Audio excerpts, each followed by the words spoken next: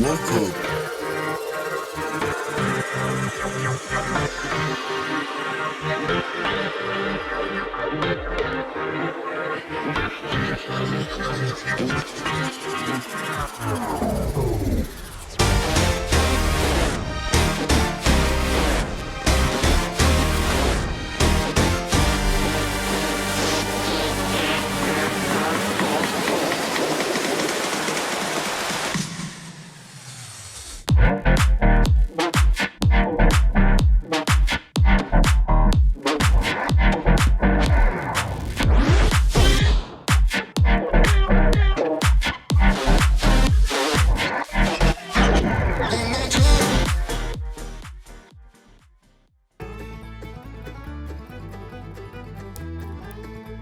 Welcome to the Everything Podcast. I am your host, Chuck Manity. In today's episode, we are going to be talking about the release of Beetlejuice, which actually came out today on the 6th of September 2024. So you might not see this on the 6th, it might come out on the 7th of September. So looks like the reviews are starting to pour in. It's looking really good for it. I will get into that in a second, synopsis and all sorts of other things. But like I said, the release date is the 6th of September 2024 in the US and quite a lot of other places around the world. So this will be a spoiler-free just chat about it. I'm not going to do any review as yet, but if you guys would like a review on this, please do pop it into the comments below. So far in the box office, it's on $14,236, but it's still very, very early days.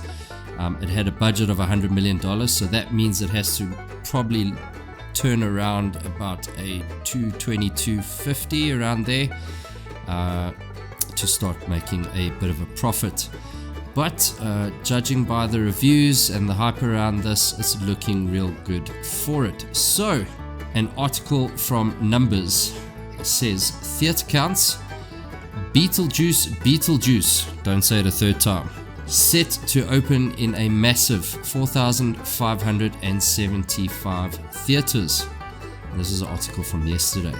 Goes on to say, it was another weekend of box office glory for Deadpool and Wolverine, as the film once again claimed the top spot on the domestic charts by earning $15.5 million, taking its 38-day North American total from $599.8 million, and has since crossed the $600 million threshold, currently enjoying a domestic total of $606 million.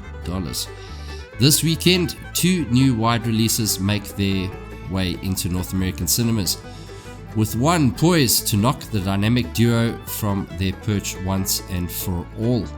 While Deadpool and Wolverine have been in the spotlight for the majority of its run, it is time to shine some light and box office on this weekend's most anticipated release, Beetlejuice. The long-awaited sequel to Beetlejuice, which came out in 1988, debuts in 4,575 theaters this weekend, tying Toy Story 4 as the 7th widest release of all time. 36 years after the original film, like I said, 1988, the dark fantasy comedy brings back Michael Keaton as the titular character, while featuring an array of Hollywood talent, including Winona Ryder, Catherine O'Hara, Willem Dafoe, and others, which I will go through in a second. But just the synopsis on it.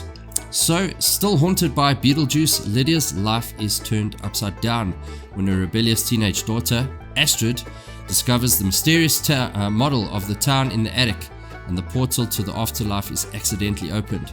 With trouble brewing in both realms, it's only a matter of time until someone says Beetlejuice's name 3 times, and the mischievous demon returns to unleash his very own brand of mayhem. So, like I said, I'm going to go through the cast list. So that sounds like quite a cool premise. Obviously the first time, if you have watched it, if you haven't, do yourself a favor and go and watch it. It's great. It's one of my favorites growing up. But if you haven't watched it, the basic premise of it is that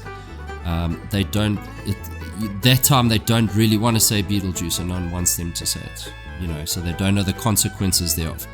But Winona Ryder in this one, who plays Lydia Dietz, obviously she knows the mayhem that he can bring, and that's the kind of mayhem that it looks like she's needing from the trailer. I haven't watched it as yet, but like I said, if you guys want us to do a review on this, just pop it into the comments and we shall do that for you.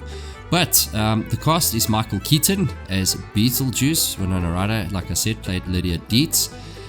Jenna Ortega as Astrid Dietz. Jenna Ortega, you should remember from Wednesday. Monica Bellucci as Dolores. Willem Dafoe as Wolf Jackson. So that's the main cast for this, and then as well as Catherine O'Hara as Delia Dietz. So the original people from the movie, or the 1988 one, was Michael Keaton, Winona Ryder, and Catherine O'Hara. So yeah, that is basically all that I can tell you regarding Beetlejuice, the actual film side of it.